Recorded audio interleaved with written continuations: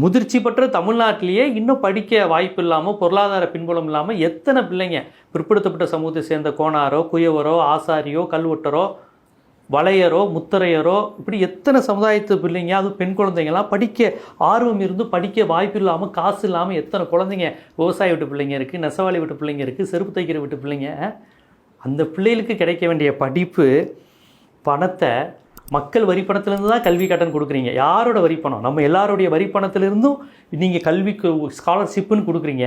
அதை முழுக்க உயர் ஜாதியினர் என்று அடையாளப்படுத்தப்பட்ட அவங்களுக்கே நீங்கள் பேங்க் மூலமாக கொடுக்குறீங்கன்னா என்ன அர்த்தம்? யோசித்து பாருங்கள். அவங்க இதில் 67% பயனாளிகளை நீங்கள் செலக்ட் பண்ணி 70% கூட கொடுத்துருக்கீங்க. ஆனால் பேக்வர்டு கிளாஸில் வெறும் 23% செலக்ட் பண்ணி 19% தான் கொடுத்துருக்கீங்க. எஸ்சியில் பயனாளிகள்னு 7% செலக்ட் பண்ணி 6.7% தான் கொடுத்துருக்கீங்க. பழங்குடியினர் மலை ஜாதியினரில் வெறும் 3% தான் செலக்ட் பண்ணி அது 2.8% தான் கொடுத்துருக்கீங்க. அது என்னங்க பேக்வேர்டுக்கு நீங்கள் செலக்ட் பண்ணதும் குறைவாக இருக்குது, செலக்ட் பண்ணதை விட நீங்கள் ஒதுக்கின தொகை அதை விட குறைவாக இருக்குது, ஷெட்யூல் காஸ்ட்டுக்கும் குறைவாக இருக்குது, ஷெட்யூல் காஸ்ட்டுக்கும் குறைவாக இருக்குது. அதாவது இவங்க பொறுக்கி எடுப்பாங்களா கேதர் பண்ணி யார் யாருன்னு அதுவே பேக்வர்டு கிளாஸுடைய எண்ணிக்கைக்கு குறைவாக தான் எடுத்திருக்கீங்க. சரி ஒதுக்குன அளவுக்காவது ஒதுக்கிருக்கீங்களா பார்த்தா அதை விட குறைவான தொகை ஒதுக்குறீங்க. யாருக்கு? பிற்படுத்தப்பட்ட பட்டியல் சமூக பழங்குடியின பிள்ளைகளுக்கு.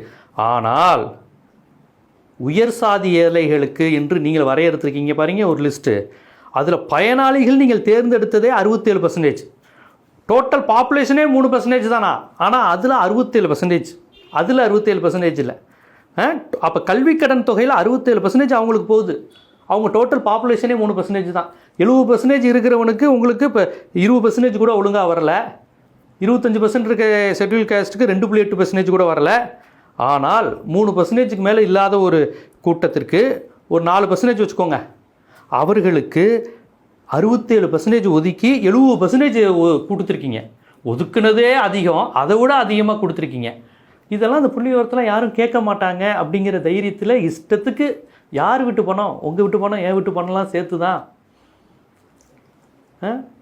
ஒரு கல்லரோ மரவரோ வன்னியரோ 50,000 சம்பாதிச்சா பணக்காரரு, அவங்க இதில் 70,000 சம்பாதிச்சாலே ஏழை தான். ஐயோ பாவம் இன்னும் 70,000 தான் சம்பாதிக்கிறாங்க.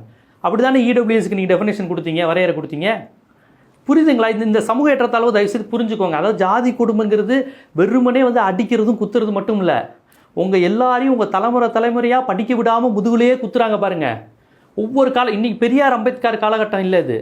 அந்த காலகட்டத்தில் வெளிப்படையாக நீ கருவறைக்குள்ளே வராத, கோவிலுக்குள்ளே வராத, அந்த தெருவுக்கு வராத, நீ படிக்காதுன்னு சொன்னதை தாத்தா பாட்டிகள் முன்னோர்கள் என்ன செஞ்சால், ஆமாம் அவங்க உயர்ந்த ஜாதியை நாங்கள் ஏற்றுக்குறோம், நாங்களாம் படிப்பு வராது நாங்கள். இப்போ படிக்க வந்துட்டான். இப்போ ஒரு ஆசிரியை பார்த்து உன் குலத்தொழிலை பண்ணுப்பா, நீ படிக்கக்கூடாதுன்னு சொன்னால் யாரை பார்த்து படிக்கக்கூடாது? நான் எம்பிபிஎஸ் படிப்பேன், நான் ஐஏஎஸ் படிப்பேன்னு சொல்லுவான்.